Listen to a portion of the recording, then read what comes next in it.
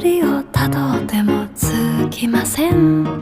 森の小さなレストラン、空っぽのポケットをまっさぐって忘れた人からたどり着く。予約は一つもありません。森の小さなレストラン、空席だらけのランチ時、小鳥がパタパタ笑ってる。チュルチュンチュンチュンチュンチュンチュルチュンチュルチュン